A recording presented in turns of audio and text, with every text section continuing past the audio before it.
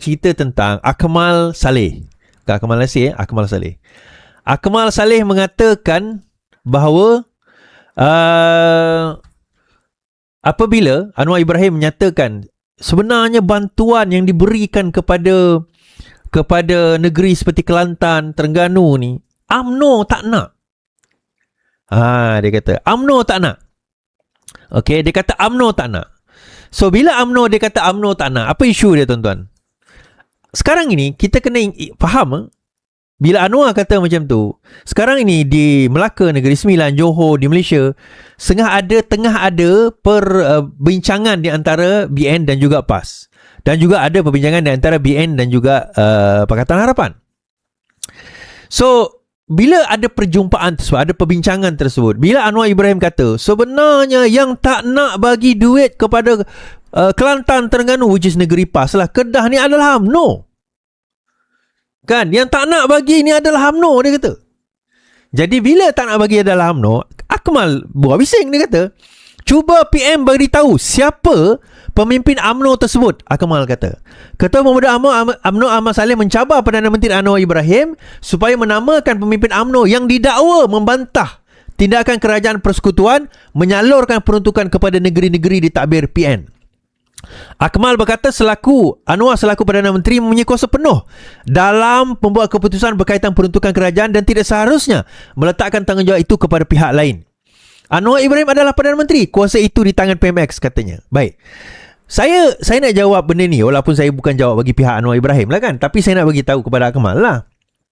Saya faham maksud Anwar Ibrahim tu yang membisikkan, mengatakan kenapa bagi kepada pembangkang ni antaranya adalah pemimpin PN. Cuma ditanya siapa. Ya, memang kuasa memberi itu kepada Anwar Ibrahim, tetapi ada di kalangan orang UMNO yang mempersoalkan kenapa nak kena bagi. Itu point dia. Bukannya Anwar Ibrahim nak kata bahawa UMNO menghalang, bukan. UMNO mempersoalkan. Jadi of course Akmal sebagai seseorang yang kena cakap juga, dia kena cakap lah. Oh, by the way tuan-tuan, abang Akmal bertanding dalam tiket bersama di Melaka juga. Cuma dia tak lawan Akmal lah, dia lawan tempat lain. Doktor juga, Akmal ni doktor. So dalam kes tersebut, dalam situasi tersebut, kita kena faham bahawa memang ada di kalangan orang UMNO yang tak puas hati kenapa bagi kepada PAS, negeri-negeri PAS, negeri SG4 ni. Jadi bila persoalan itu dibawakan, jadi Akmal tak payah terkejut sangat lah. Akmal tak payahlah terkejut sangat kerana perkara itu memang well-known facts yang ada di kalangan pemimpin UMNO yang tak puas hati, yang memang nak supaya tidak diberikan peruntukan kepada negeri-negeri seperti di Kelantan dan juga Terengganu. Kenapa tuan-tuan? Kita kena faham, Kelantan, Terengganu, Kedah, Perlis ini adalah negeri kuat UMNO. Negeri kuat sebelum ini adalah negeri kuat yang UMNO kuat. Kalau nak kata Pakatan Harapan tu memang out lah. Itu adalah negeri Melayu di mana pertembungan secara tradisinya adalah di antara PAS dan juga UMNO. Now, bila UMNO cuba nak bangkit, terutama Terengganu tuan-tuan, di mana UMNO bukan UMNO, PAS sapu bersih. PAS sapu bersih 32 kursi, 32-0 sapu habis. Parlimen ada. Parlimen pun sapu habis kot. Ke ada tinggal sikit BN, saya tak ingat. But whatever it is, BN mengatakan kalau bagi lagi peruntukan kepada PAS negeri Terengganu, PAS negeri Kelantan, Kedah, Perlis, kan, Perlis sekarang ni bersatulah, bukankah itu akan menyusahkan UMNO nak menang negeri tersebut? Dia kata macam tu. Tapi bila itu sebelum perbincangan di antara PAS dan juga UMNO. Now, dengan ada perbincangan PAS dan juga UMNO ini, dia jadi satu benda yang agak awkward lah kita katakan apabila benda itu ditimbulkan oleh Anwar Ibrahim. Saya percaya memang orang UMNO ada cakap. Saya percaya. Siapa tu tak penting. Dan saya percaya orang PAS pun tahu orang UMNO ada cakap sedemikian. But I think because it's apa orang kata, iyalah, biasalah kalau PAS memerintah pun, katalah PAS tiba-tiba bagi kepada pembangkang katakan, counterpart rakan dia of course akan membantah juga, akan tak bersetuju juga dengan pemberian tersebut. Okay, so akhirnya hari ini dipersoalkan dan kita tahu. Tapi benda itu akan memberi kesan kepada pertembung ataupun di antara apa orang kata, Yalah, di antara kerjasama BN dan juga PAS, saya rasa tak lah. Saya rasa apa yang Anwar sebut tu tak akan memberi kesan kepada apa yang BN dan juga PAS. Perdana Menteri Anwar Ibrahim berkata akan mengekalkan BN dalam kerajaan meskipun ketegangan antara parti-parti gabungan Madani semakin memuncak ketika BN berusaha mendapatkan kuasa menerusi kerjasama baru dengan PN. Berucap pada Kongres PKR, Anwar yang juga Presiden parti itu berkata dia mengekalkan BN dalam kerajaan demi kepentingan rakyat dan kestabilan negara. Itu pilihan saya. Pilihan mereka, biar mereka jawab, katanya.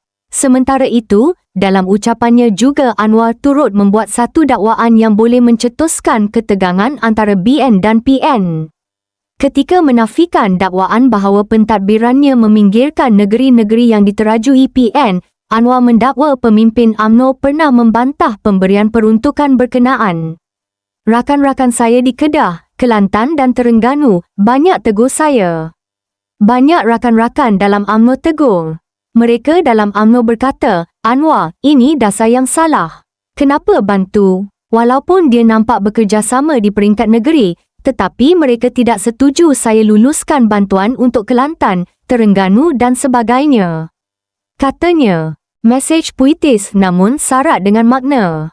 Itu gambaran hantaran terbaharu Perdana Menteri Datuk Seri Anwar Ibrahim yang berkongsi serangkap pantun mengenai kepentingan kesepakatan dan disiplin dalam sesebuah persahabatan dan permuafakatan. Menerusi hantaran di laman Facebook rasminya, Anwar menitipkan pantun 4 kerat yang menekankan nilai setia kawan. Burung merbah terbang sekawan, guru berdentum membelah awan. Berbeza langkah, jangan putus kawan, selagi muafakat kita sehaluan. Lebih mencuri tumpuan. Hantaran itu turut diiringi melodi lagu malas segar era 1980-an, Madu dan Racun, seolah-olah memberikan jiwa kepada pesanan yang ingin disampaikan beliau.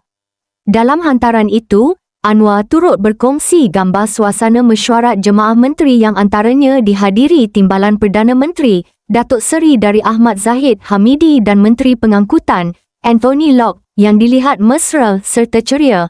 Perkongsian itu hadir ketika tumpuan seluruh negara kini terarah kepada hubungan antara Pakatan Harapan, PH, dan Barisan Nasional, BN, yang sedang mengharungi kempen pilihan raya negeri, PRN, Negeri Sembilan. Walaupun persaingan di lapangan dilihat sengit, hantaran berkenaan disifatkan sebagai peringatan mengenai kepentingan mengekalkan kestabilan dan keutuhan kerajaan perpaduan di peringkat persekutuan. Pada PRN Negeri Sembilan, PH yang dipimpin Anwar sebagai pengerusi bertanding di semua 36 kerusi Dewan Undangan Negeri, DUN, manakala BN yang diterajui Ahmad Zahid bertanding di 25 kawasan selain membentuk persefahaman dengan Perikatan Nasional, PN. DUN Negeri Sembilan yang mempunyai 36 kerusi dibubarkan pada 5 Jun lalu dan Suruhanjaya Pilihan Raya, SPR, menetapkan 28 Julai ini sebagai hari pengundian awal. Manakala 1 Ogos sebagai hari mengundi. Hantaran Perdana Menteri itu ternyata mendapat sambutan hangat warga maya apabila meraih lebih 11,500 tanda suka hanya dalam tempoh 2 jam selepas dimuat naik. Ruangan komen turut dihujani lebih 1,700 mesej, termasuk ada yang membalas kembali dengan serangkap pantun, selain rata-ratanya memuji sikap jiwa besar yang dipamerkan Perdana Menteri. Kerjasama politik antara PAS dan Barisan Nasional dijangka tidak mampu bertahan lama, malah berpotensi memberi lebih banyak kerugian kepada BN berbanding manfaat, kata Ketua Bersekutu Parti Pribumi Bersatu, Datuk Seri Sanjaivan Ramakrishnan. Sanjaivan yang juga calon bersatu bagi Dewan Undangan Negeri Jeram Padang berkata, kerjasama itu bukan sahaja berdepan cabaran mendapatkan sokongan penyokong tradisi kedua-dua parti, malah boleh memberi kesan kepada sokongan pengundi bukan Melayu yang selama ini menjadi antara kekuatan BN. Ramai menganggap apabila dua parti bekerjasama, semua undi akan bergerak bersama. Hakikatnya tidak begitu kerana pengundi mempunyai pendirian sendiri dan tidak semestinya mengikut keputusan kepimpinan parti, katanya kepada Malaysia Gazette.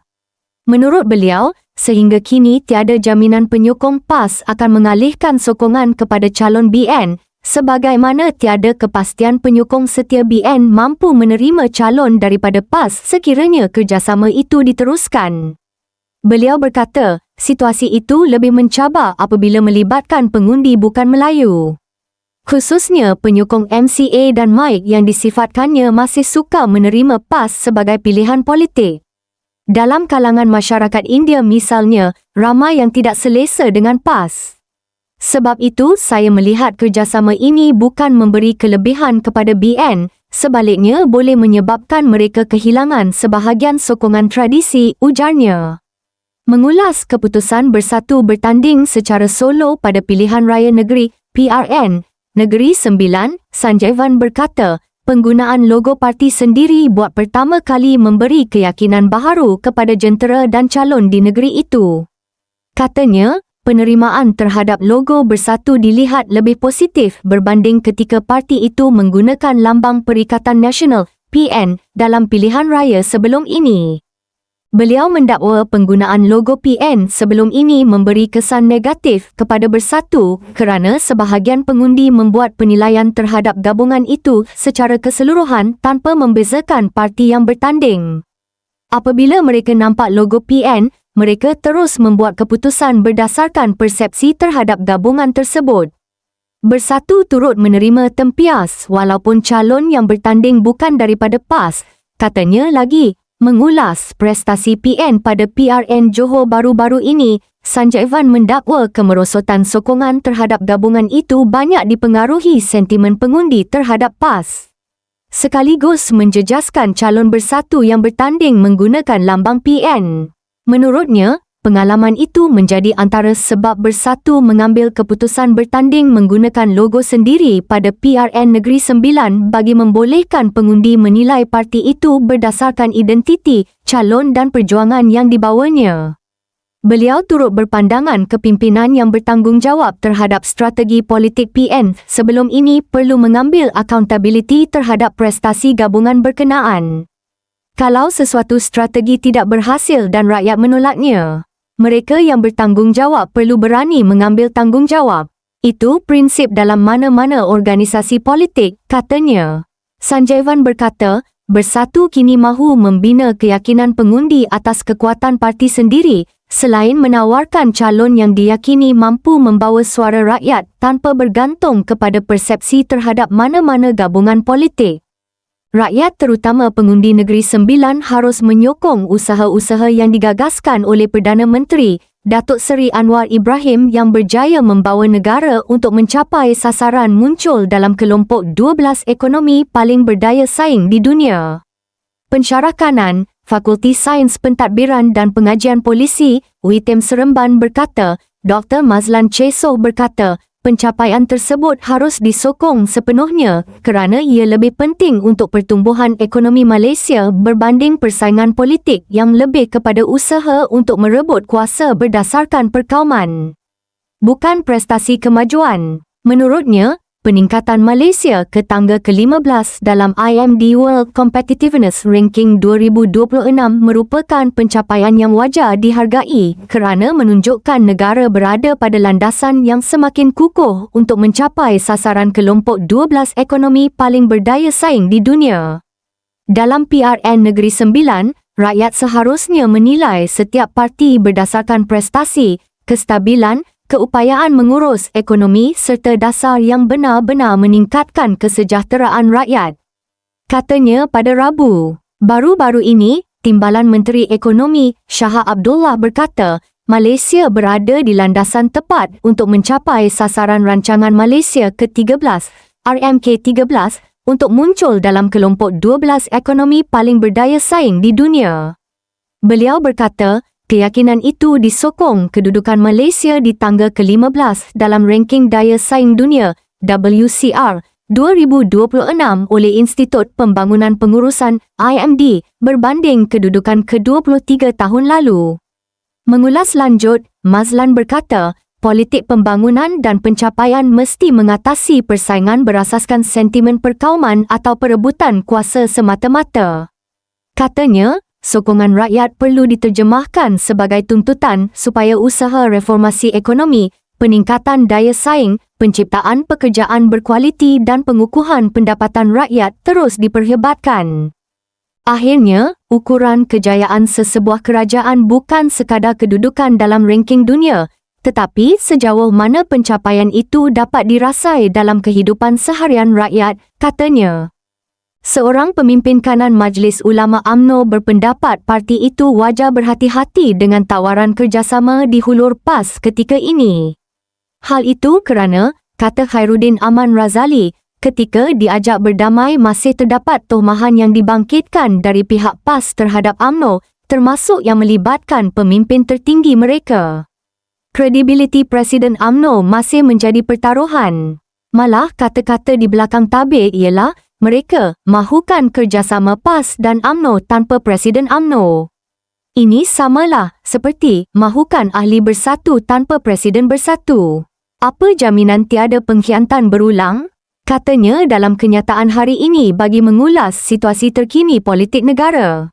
Khairuddin yang juga timbalan pengerusi Majlis Ulama UMNO Malaysia berpendapat orang ramai sukar untuk percaya kepada tawaran PAS ketika parti itu melihat dengan jelas hubungan mereka dengan bersatu hanya mampu bertahan selama 5 tahun saja. Sedangkan, katanya, ketika hubungan PAS dan bersatu erat mereka saling memuji antara satu sama lain, namun kini pelbagai kejian dilontarkan selepas mereka berselisih faham. Ini bukan akhlak Islam, katanya lagi. Khairuddin yang pernah menjadi setiausaha Majlis Syura Ulama PAS Pusat mendakwa, dia memang sangat menyokong kerjasama di antara PAS dan UMNO kerana itu yang diperjuangkan selama ini. Bahkan, katanya, kerana itu jugalah dia mengambil keputusan meninggalkan PAS. Namun, tambah Khairuddin, dengan apa yang dipamerkan oleh PAS ketika ini menimbulkan keraguan terhadap masa depan kerjasama kedua-dua parti. Di saat UMNO telah menjalin hubungan dengan PKR dan Amanah, ia adalah formula terbaik untuk UMNO bangkit di saat tawaran PAS sangat meragukan, katanya lagi. Fitnah besar terhadap Islam berlaku apabila tindak tanduk parti berjenama Islam tidak selari dengan Islam. Dalam konteks ini, saya merujuk kepada tindak tanduk PAS dalam kerjasama politik sebagai parti yang membawa jenama Islam. Apabila membawa nama Islam, maka tanggungjawab besar PAS ialah menjaga nama Islam dan jenama politik Islam. Majlis Syura Ulama PAS tidak harus hanya menjadi rubber stamp untuk mengesahkan pandangan dan kehendak Presiden Parti sahaja walaupun beliau juga bertaraf ulama. Sebarang kerjasama politik sama ada mahu diputuskan atau mahu dilaksanakan hendaklah dibuat setelah dibahas dengan masak dengan kertas kerja lengkap dengan segala dalil dan etika semasa yang mesti dipertegaskan. Sebarang kerjasama politik adalah berasaskan prinsip bekerjasama atas kebajikan dan takwa. Sama ada ketika bersama dalam kerjasama atau ketika berakhir kerjasama. Persaudaraan Islam perlu kekal mengikat hubungan antara parti-parti orang Islam dan sesama orang politik Islam. Jangan ada maki hamun dan kejian apabila terungkai persepakatan. Campur tangan dalam hal ehwal dalaman parti rakan kerjasama adalah tidak beretika, apatah lagi jika ada usaha mencampuri urusan untuk menurunkan Presiden Parti Rakan Kerjasama. Ia menjejaskan nama Islam yang dibawa ke sana sini. Ia juga berlaku ketika PAS bersama dalam Muafakat Nasional dulu dan berlaku lagi dalam PN. Saya dikhabarkan tentang perkara ini oleh orang yang terlibat dengan perancangan tersebut sebelum disahkan oleh pimpinan parti berkaitan. Bahasa kasar para pemimpin dipentas ceramah dengan mengejek dan merendah-rendahkan rakan kerjasama di ambang ketegangan dengan rakan kerjasama sangat tidak beretika. Malangnya ketika berceramah para pemimpin berkopiah dan berjubah, malah menghalalkan tindakan berlapikkan ayat-ayat Al-Quran dan hadis bagi memukau para pendengar yang tergolong kalangan mereka yang walak ikhlas demi parti yang mereka sertai. Jangan dinafikan perkara ini kerana media maya hari ini merekodkan semua ceramah dan ungkapan kita. Dalam situasi PAS menawarkan kerjasama kembali dengan UMNO, pelbagai tohmahan masih lagi dibangkitkan dan dilontarkan terhadap UMNO. Kredibiliti Presiden UMNO masih menjadi pertaruhan. Malah kata-kata di belakang tabir ialah mahukan kerjasama PAS dan UMNO tanpa Presiden UMNO. Ini samalah mahukan ahli bersatu tanpa Presiden bersatu. Apa jaminan tiada pengkhianatan berulang? Bagaimana dapat dipercayai PAS untuk kembali bekerjasama jika rakyat Malaysia dengan jelas melihat bagaimana rapuhnya hubungan antara PAS dan Bersatu yang hanya mampu bekerjasama selama 5 tahun sahaja? Kalau dulu di saat hubungan baik, pelbagai pujian dilambung, tetapi apabila bercerai pelbagai kejian dilontarkan. Ini bukan akhlak Islam. Saya sangat menyokong kerjasama antara PAS dan UMNO kerana itu yang saya perjuangkan sehingga saya mengambil keputusan meninggalkan PAS kerana tidak bersetuju dengan cara pengurusan Presiden PAS yang dipengaruhi oleh beberapa orang yang melanggar banyak tata cara dan perlembagaan PAS. Namun, dengan etika semasa yang dipamerkan oleh PAS, ia menimbulkan keraguan terhadap masa depan kerjasama. Pada saat UMNO menjalin hubungan dengan PKR dan Amanah, ia adalah formula terbaik untuk UMNO bangkit di saat tawaran PAS sangat meragukan. Jika modal perpaduan Islam Melayu menjadi jualan, maka apa erti perpaduan Melayu dalam situasi Bersatu baru sahaja diceraikan? Perpaduan Melayu Islam hanyalah slogan kosong demi politik semata-mata. Namun, halangan kepada kerjasama PKR dan Amanah ialah tindak tanduk DAP yang sangat merimaskan dan tidak mesra Melayu Islam. Saya istiqamah dengan pandangan saya terhadap DAP yang tidak berubah sejak dulu. Saya bukan lagi ahli PAS, tetapi saya mempunyai tanggungjawab menegur PAS selagi dia membawa nama Islam pada parti kerana saya seorang Muslim.